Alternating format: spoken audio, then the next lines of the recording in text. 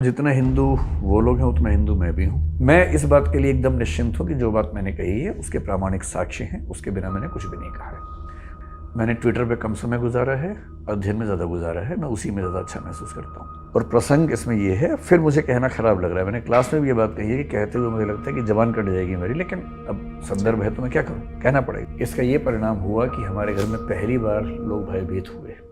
10 नवंबर की रात से ट्विटर पर एक ट्रेंड चल रहा है, हैशटैग बैन दृष्टि आईएएस। इसके पीछे कारण है कुछ वीडियोस जो कि सोशल मीडिया पर वायरल करवाए जा रहे हैं। वीडियो दो चीज़ों को लेकर हैं, एक है शंभुक वध को लेकर, एक है सीता माता के ऊपर। कहा जा रहा है कि हिंदू धर्म का अपमान किया गया इन वीडियोस पर, और इसके केंद्र में है दृष्टि आईएएस कोचिंग के संस्थापक डॉक्टर विकास दिव्य कीर्ति। तमाम दावे किए जा रहे हैं, तमाम आरोप लगाए जा रहे हैं। हमने कहा कि इन आरोपों का जवाब अगर खुद डॉक्टर विकास दिव्य कीर्ति दे दें तो कितना अच्छा रहेगा। तो सर हमारे बीच आ चुके हैं, डॉक्टर विकास आ चुके हैं, खुद बताएंगे कि इन दोनों मसलों पर उनका क्या पक्ष है। उससे पहले जो कुछ ट्वीट्स वायरल हुए इनके बारे में आपको बता दूं। मेजर सुरेंद्र पुनिया हैं, उन्होंने ये वीडियो माता सीता के ऊपर जो एक पूरे आप कह सकते हैं एक क्लिप डाला गया है 45 सेकंड का, एक बड़े सेशन का एक 45 सेकंड क्लिप काट कर डाला गया है। उस पर उन्होंने लिखा है, उस जो वार्तालाप है पहले वो आपको बता देता हूँ जो उसमें दिखाया गया उस 45 सेकंड में। हमने कहा रुको सीता रोगी, बोला शायद पूजा पाठ करनी होगी पहले कुछ। तो राम ने जो वाक्य बोला है ना, बड़ा खराब वाक्य बोला भाई। मैं तो बोलते हुए मेरी जबान कट के गिर जाएगी, पर बोलना होगा, क्या करें। तो ऐसा वाक्य बोला है, और वो वाक्य ये है कि हे सीते, अगर तुम्हें लगता है कि युद्ध मैंने तुम्हारे लड़ा है तो तुम्हारी गलतफहमी है। युद्ध तुम्हारे लिए नहीं लड़ा है, युद्ध अपने कुल के सम्मान के लिए लड़ा है। और रही तुम्हारी बात, जैसे कुत्ते द्वारा चाटे जाने के बाद घी भोजन योग्य नहीं रहता है, वैसे तुम अब मेरे योग्य नहीं हो। ये पहली कंट्रोवर्सी है तो विकास जी, पहली कंट्रोवर्सी जो क्रिएट की जा रही है, और तमाम बीजेपी के नेता हैं और सोशल मीडिया एक्टिविस्ट हैं, कुछ पत्रकार हैं, कुछ धार्मिक लोग हैं, इस तरह के इस क्लिप को काटकर काफ़ी वायरल कर रहे हैं और ये आरोप लगा रहे हैं कि इसको गलत तरीके से कोट किया गया, आप हिंदू धर्म का अपमान कर रहे हैं। इन सभी आरोपों पर आपका क्या कहना है? पहले इस क्लिप पर बात कर लेते हैं। देखिए, पहली बात तो जितना हिंदू वो लोग हैं उतना हिंदू मैं भी हूँ, और मुझे अपने हिंदू होने के लिए किसी और के प्रमाण की ज़रूरत नहीं है। दूसरी बात, जब तक संदर्भ ना पता हो तो उसके बिना कोई बात करना बड़ा निरर्थक होता है। ये क्लिप एक क्लास की क्लिप है, और ये क्लास 2018 या 19 की शुरुआत की क्लिप है। मैं आईएएस के लिए पढ़ाता हूँ, और जब मैं पढ़ाता हूँ तो मुझे बताना पड़ता है कि जो प्रश्न यूपीएससी में आते हैं उनका आंसर कैसे लिखा जाए। जब वो क्लिप वायरल हुई तो मैंने भी देखी। वो एक प्रश्न ये है कि क्या तुलसीदास के प्रति समकालीन समीक्षा की धाराएं न्याय कर पा रही हैं। समकालीन समीक्षा से मुख्य मतलब होता है दलित विमर्श, स्त्री विमर्श और कुछ और विमर्श, जैसे जनजातीय विमर्श है, ये सब विमर्श है। ये यूपीएससी का प्रश्न है। इस प्रश्न का उत्तर हमें देना होता है, क्लास में लिखवाना होता है। तुलसीदास जी पर यह आरोप हमेशा से लगता रहा है कि वो स्त्री और दलित समाज के समर्थक नहीं थे, उसके विरोधी थे।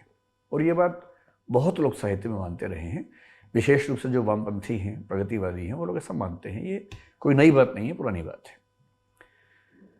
इस डिस्कशन में मैं ये बता रहा था, जो अगर आपने पूरा वीडियो देखा होगा तो आपको पता भी लग गया होगा। मैं ये बता रहा था कि क्या क्या आरोप तुलसीदास जी पर लगते रहे हैं और क्या क्या उसकी सफाइयाँ दी जा सकती हैं या कुछ लोगों ने दी हैं।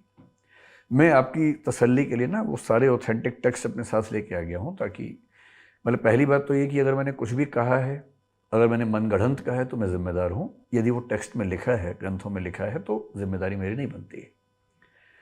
मैं इस प्रसंग में ये बता रहा हूँ कि तुलसीदास प्रगतिशील कवि थे, और प्रगतिशील इसलिए थे कि न केवल उन्होंने कुछ नई चीज़ें स्थापित की, बल्कि कुछ पुरानी चीज़ों को छोड़ भी दिया। मसलन आपने पहली बात सीता माता की, तो वहीं से शुरू करते हैं, ठीक है। प्रसंग मैंने जो बताया वो ये है कि श्री पुरुषोत्तम अग्रवाल का एक लेख है जी, और मैंने उस लेख का संदर्भ दिया। पुरुषोत्तम अग्रवाल ऐसे वैसे अध्यापक नहीं है, वो मतलब 30-40 साल की उनकी रिसर्च है। जेएनयू के प्रोफेसर रहे हैं और साथ में यूपीएससी के मेंबर रहे हैं। और यूपीएससी के मेंबर होने का मतलब है कि हम जनरली ये फॉलो करेंगे कि अगर उनकी कोई बात है तो उसको हम ठीक मान के चलेंगे। ये उनकी किताब है संस्कृति वर्चस्व प्रतिरोध इस नाम से। इस किताब में एक लेख है शूद्र पशु नारी, अगर आप देखना चाहें तो ये भी देख लें। और मैंने इसमें से पढ़ा था, क्योंकि मैंने संस्कृत में ना रामायण पढ़ी थी ना महाभारत पढ़ी थी, मैंने इस किताब से पढ़ा था। और इस किताब में जब मैंने पहली बार पढ़ा मैं खुद चौंक गया कि ऐसा संदर्भ कैसे है। और वो संदर्भ ये है, वाल्मीकि रामायण की बात है, ये किसी और रामायण की बात नहीं है, वाल्मीकि रामायण की ही बात है। उसके उत्तरकांड में प्रसंग आता है और प्रसंग इसमें ये है। फिर मुझे कहना खराब लग रहा है, मैंने क्लास में भी ये बात कही है कि कहते हुए मुझे लगता है कि जबान कट जाएगी मेरी, लेकिन अब संदर्भ है तो मैं क्या करूं, कहना पड़ेगा। उसमें ये लिख रहे हैं लेखक कि सीता समझती रही कि युद्ध उनकी मुक्ति के लिए हुआ है। ये पृष्ठ 66 है, अगर आप में से कोई भी देखना चाहे तो 66वें पृष्ठ पर नीचे और 67वें पृष्ठ पर थोड़ा ठीक से पढ़ेंगे तो स्पष्ट होगा। जानकारी के लिए बता दूं कि किताब राजकमल प्रकाशन से छपी हुई है। सीता समझती रही कि युद्ध उनकी मुक्ति के लिए हुआ है, राम इस खुशफहमी की कोई गुंजाइश नहीं छोड़ते। यह जो युद्ध किया, विजय प्राप्त की, यह न त्वदर्शन मया कृतः, तुम्हारे लिए नहीं किया। और उसके बाद फिर वो जिक्र करें दो संदर्भों का, एक वाल्मीकि रामायण का और एक महाभारत का। बहुत इंटरेस्टिंग बात है, महाभारत का संदर्भ है। वाल्मीकि रामायण में 6/115 और उसमें 19 से 21वें श्लोक तक जो 3 श्लोक हैं उसमें लिखा है, क्या कोई अच्छे वंश में जन्मा तेजस्वी पुरुष ऐसी नारी को जो दूसरे घर में रहकर आई हो, मैती के लोक में पुनर्वार ग्रहण करेगा। और आगे कुछ कठोर बातें, जिसके बाद अंत में ये कि मैंने तुम्हारा उद्धार किया है, मेरा उद्देश्य सिद्ध हो गया, अब मेरी कोई आसक्ति नहीं, तुम्हारी जहाँ इच्छा हो चली जाओ। ये वाल्मीकि रामायण का प्रसंग है। मैं वाल्मीकि रामायण भी साथ में लाया हूँ, आप चाहे तो उसमें भी देख सकते हैं। तो सर आज पूरी सब किताबें लेकर आए हैं ताकि कोई ये ना कह सके कहाँ से बोल रहे हैं। मैं बिना प्रमाणों की बात करने से बहुत बचता हूँ, संदर्भों के साथ बात करता हूँ। मैंने ट्विटर पे कम समय गुजारा है, अध्ययन में ज़्यादा गुजारा है, मैं उसी में ज़्यादा अच्छा महसूस करता हूँ। उसके एकदम बाद वो क्या कह रहे हैं, महाभारत के रामोपाख्यान में राम का कथन और भी हृदय विदारक है। अब ये महाभारत में देखिए, ये महाभारत लेके आया हूँ और ये महाभारत भी गीता प्रेस की है, जिसको ट्विटर वाले लोग सबसे ज़्यादा प्रामाणिक मानते हैं वही। ये गीता प्रेस गोरखपुर की महाभारत द्वितीय खंड है। इस द्वितीय खंड में जब लेटेस्ट, मैंने आज ये बुक नहीं खरीदवाई है जानबूझ के, इसमें पृष्ठ संख्या 918 और 919, ये 2 पेज हैं, 918 919, जिसको भी देखना हो इसमें जाके देखें। और ये 291वां अध्याय है और ये अध्याय इसमें मार्कंडेय कह रहे हैं, मार्कंडेय उवाच से यहाँ से शुरू होता है। और उसका जो श्लोक नंबर 13 है, सुवृताम सुवृताम वाप्यहम त्वामद्य मैथिली नोत्सहे परिभोगाय श्वावलीढ़ हविर्यथा सॉरी। अब इतना खराब है कि मुझे बोलते हुए फिर उतना ही खराब लग रहा है। मिथिलेश नंदिनी, तुम्हारा आचार विचार शुद्ध रह गया हो अथवा अशुद्ध, अब मैं तुम्हें अपने उपयोग में नहीं ला सकता। ठीक उसी तरह जैसे वही बात की जो कुत्ते के चाटे हुए भविष्य को कोई भी ग्रहण नहीं करता। यही बात पुरुषोत्तम जी ने अपने लेख में लिखी थी, इसको कोट करते हुए। अब सवाल है कि हम क्या करें। यूपीएससी में प्रश्न ऐसे पूछे जाएंगे कि स्त्री विमर्श के परिप्रेक्ष्य में तुलसीदास का मूल्यांकन करें, दलित विमर्श के परिप्रेक्ष्य में मूल्यांकन करें। स्त्री विमर्श की बात करते ही इसको कोट किया जाता है कि ऐसा रामायण में था। और महानता क्या है तुलसीदास की? तुलसीदास जी ने रामायण के उन प्रसंगों को छोड़ दिया जो रामायण में थे और ठीक नहीं थे। सीता परित्याग, सीता के परित्याग की कहानी हर बच्चा जानता है भारत में। बहुत इंटरेस्टिंग बात है कि वो तुलसीदास की रामचरितमानस में नहीं है, वो रामायण में है, वाल्मीकि रामायण में है और उत्तर रामचरित में है, लेकिन रामचरितमानस में नहीं है। इससे तुलसीदास इस मामले में प्रगतिशील साबित होते हैं। और ये कथन महाभारत का कथन है जिसमें इस संबंध का जिक्र किया गया है। और मेरे इस वीडियो के क्लिप में आपने देखा भी होगा, मैंने जिक्र किया है कि शायद पुरुषोत्तम अग्रवाल जी ने किसी पुस्तक में इसका कोटेशन दिया है। वो ये पुस्तक आपके सामने मैं लेके आया हूँ, आपको संदर्भ देखना हो तो देख सकते हैं। ये एक डिबेट हुई, मेरे ख्याल से पहली डिबेट आप इसी की बात करना चाह रहे थे, है ना? तो ये जो वीडियो सर 45 सेकंड का जो क्लिप शेयर किया जा रहा है, इस जो आपने बताया ये पूरी बातचीत इस विषय पर थी, इसी पर थी, लेकिन उसमें से काट के उतना ही शेयर किया गया। उस पूरी बातचीत के अंत में मैं ये कह रहा हूँ कि तुलसीदास प्रगतिशील क्यों हैं? क्योंकि तुलसीदास ने ऐसे संदर्भों को छोड़ दिया रामचरितमानस में जो परंपरा से चले आ रहे थे कि हे सीते, अगर तुम्हें लगता है कि युद्ध मैंने तुम्हारे लड़ा है तो तुम्हारी गलतफहमी है। युद्ध तुम्हारे लिए नहीं लड़ा है, युद्ध अपने कुल के सम्मान के लिए लड़ा है। और रही तुम्हारी बात, जैसे कुत्ते द्वारा चाटे जाने के बाद घी भोजन योग्य नहीं रहता है, वैसे तुम अब मेरे योग्य नहीं हो। संस्कृत के एक ग्रंथ में राम के मुंह से यह कहलवाया गया है। ये राम नहीं कह रहे, लेखक कह रहे हैं। लेखक लोग अपने मन की बातें चरित्रों के मुंह से कहलवाते हैं और छवि बनती है चरित्र की, छवि बिगड़ती है उसकी। तुलसीदास जी एकदम चुपचाप गोल कर गए इस पूरे मामले को। उनको पता था कि ये सब नहीं चलेगा, फेमिनिज्म पैदा होने वाला 3-4 साल बाद, और उस समय की महिलाएं बैंड बजा देंगी। हालांकि फिर भी ऐसी बातें महिलाओं के लिए कहे गए हैं कि बैंड बजाने के लिए पर्याप्त कारण है। राम अच्छे बुरे का प्रसंग नहीं है, एक ही राम है। उन पर वाल्मीकि भी लिखते हैं, उन पर 9वीं शताब्दी में आके भवभूति लिखते हैं उत्तर रामचरित में, वो भी लेके आए। ये उत्तर रामचरित भी लेके आ गया हूँ आपके लिए जानबूझकर, ठीक है। इन्हीं राम की कहानी पर हम 16th सेंचुरी में देखते हैं, तुलसीदास जी भी लिखते हैं रामचरितमानस। इन्हीं पर कृतिवास रामायण बांग्ला में लिखी गई है। इन्हीं राम की कहानी पर निराला राम की शक्ति पूजा लिखते हैं 1936 में। इन्हीं राम की कहानी पर साकेत मैथिलीशरण गुप्त ने लिखा है, वो भी राम है। जब वो राम तुम्हें यह देश ना भूले, धाम धरा धन जाए भले ही, यह अपना उद्देश्य ना भूले, जब वो इस तरह की बात करते हैं तो वो भी राम के बारे में बातचीत है। ये सारी राम की कथाएं बदलती जाती हैं। फिर 20th सेंचुरी के मिड में संशय की एक रात में नरेश मेहता राम के संशय पर एक पूरी नई तरीके से प्रस्तुति करते हैं। अब सवाल है कि अगर हिंदी साहित्य में और हिंदी से पहले के साहित्य में भी राम की कथाओं में इतने वेरिएशंस आ रहे हैं, और हमसे प्रश्न यूपीएससी में पूछा जाए कि राम को लेकर नई समीक्षा क्या बोलती है, समकालीन समीक्षाएं क्या कहती हैं, तो उसका जवाब क्या दें? जब तक हम संदर्भ न कोट करें तो फिर अंक नहीं मिलेंगे बच्चों को। तो मेरी क्या जिम्मेदारी बनती है? तो मैं इस बात के लिए एकदम निश्चिंत हूँ कि जो बात मैंने कही है उसके प्रामाणिक साक्ष्य हैं, उसके बिना मैंने कुछ भी नहीं कहा है। और ये मेरा भक्ति भाव नहीं है। मैं जब क्लास में होता हूँ तो मैं भक्ति भाव से क्लास नहीं लेता हूँ। क्लास लेता हूँ इस उद्देश्य से कि विद्यार्थी को क्या पता होना चाहिए, क्या उसको परीक्षा में लिखना है, न कि इस भाव से कि मेरे व्यक्तिगत विचार क्या हैं, मेरी व्यक्तिगत आस्थाएं क्या हैं। दूसरा जो वीडियो वायरल हो रहा है वो शंभूक वध को लेकर है जी, उस पर क्या कहेंगे आप? शंभूक का जो प्रसंग है ये बहुत ही विवादास्पद प्रसंग है हमारी रामकथा में, और मतलब अच्छा तो नहीं लगता है, मुझे भी नहीं अच्छा लगता है। मैं ईश्वर से प्रार्थना करता हूँ कि काश ये प्रसंग न होता, पर ये प्रसंग है तो मैं क्या करूँ उसमें। ये जो पुस्तक है इसका नाम आपने खूब सुना होगा, ये रामायण है, श्रीमद् वाल्मीकि रामायण। गीता प्रेस गोरखपुर से छपी है, उसका द्वितीय भाग है। ये पुरानी पुस्तक मेरे पास रखी थी, मैं वहीं से लेके आ गया हूँ। ये उसका पृष्ठ संख्या 774 और 775 है। इसको भी आप आराम से ध्यान से देख सकते हैं, ठीक है। 775 में पृष्ठ पर इसका 76वां सर्ग शुरू हो रहा है, और 76वें सर्ग में ये कहानी पहली बार आई है, उत्तरकांड में आई है।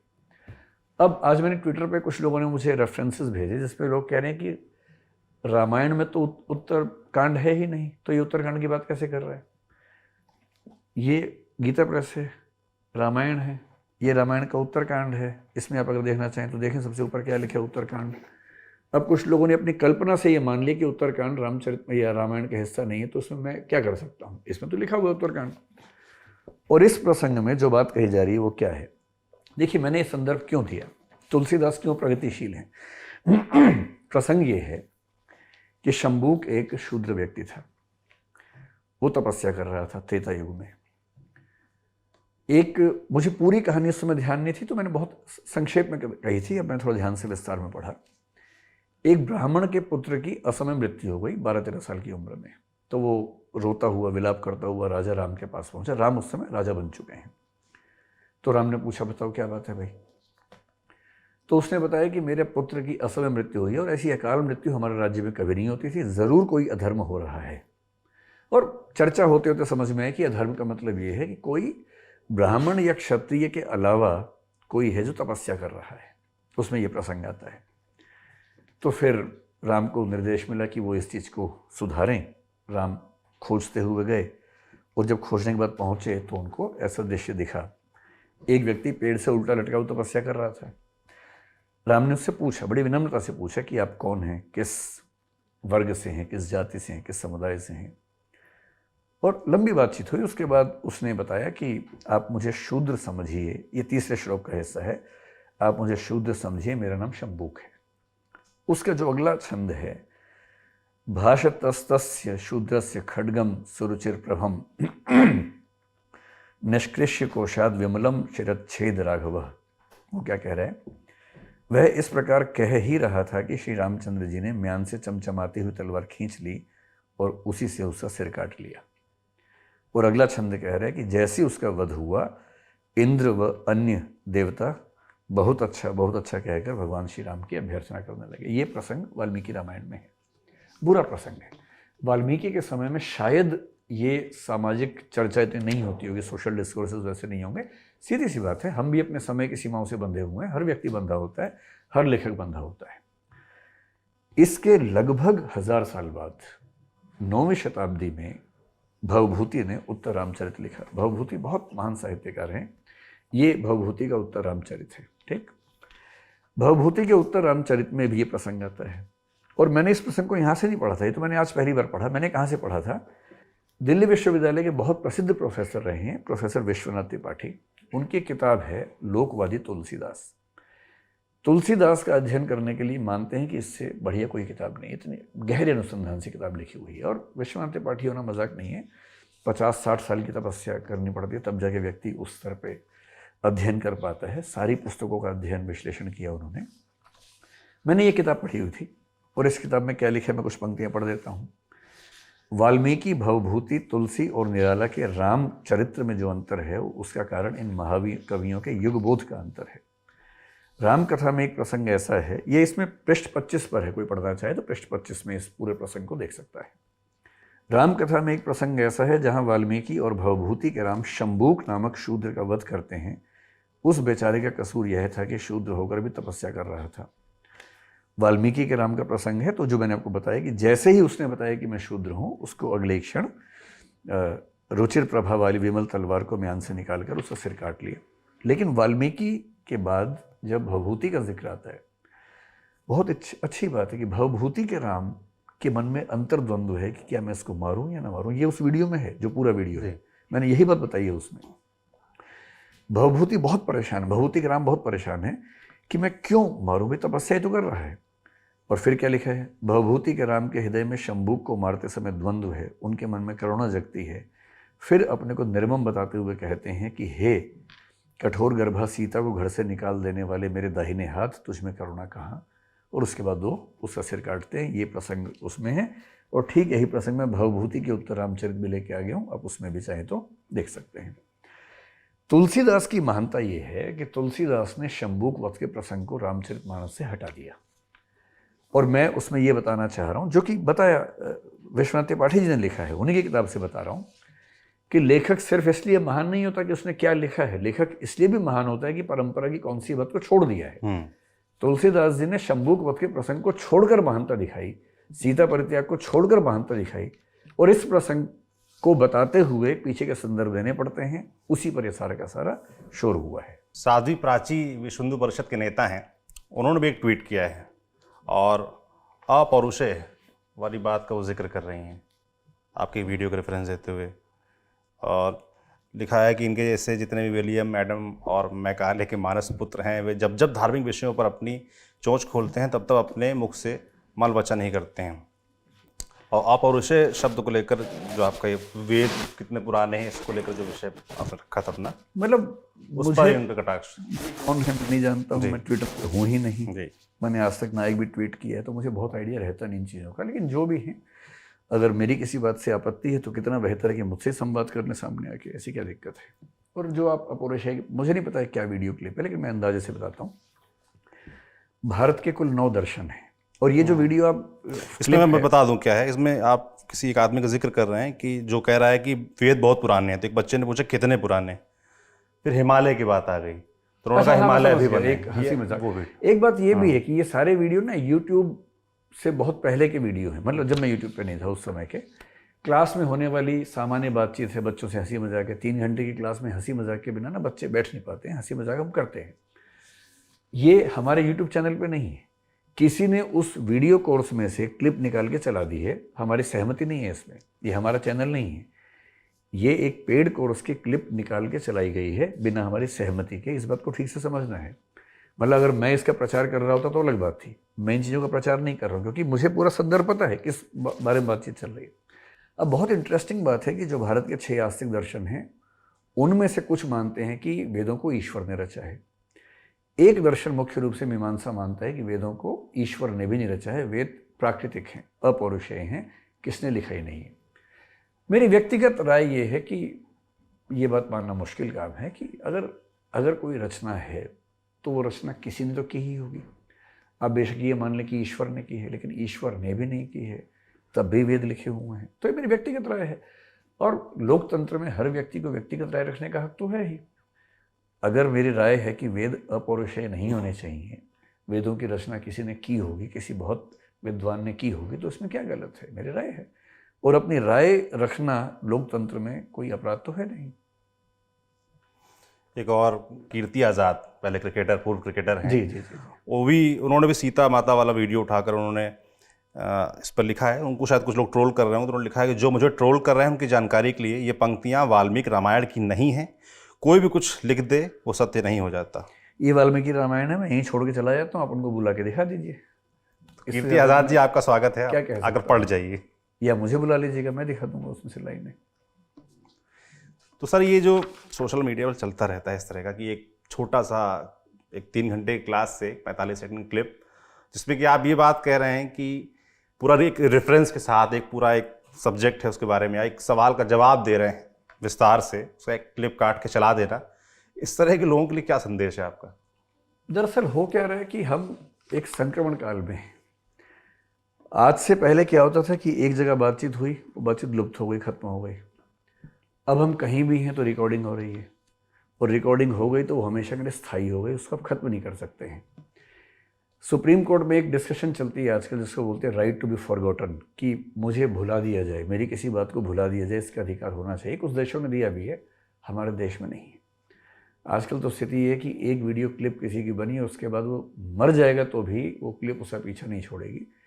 तो ये हमारे दौर का सच है, इस सच से कोई नहीं बच सकता है, हम भी नहीं बच सकते हैं। लेकिन मेरा निवेदन सिर्फ इतना है कि जब सोशल मीडिया इतना ताकतवर है, हर बात को अफवाह बनाना इतना आसान है, तो शक्ति का दुरुपयोग नहीं करना चाहिए।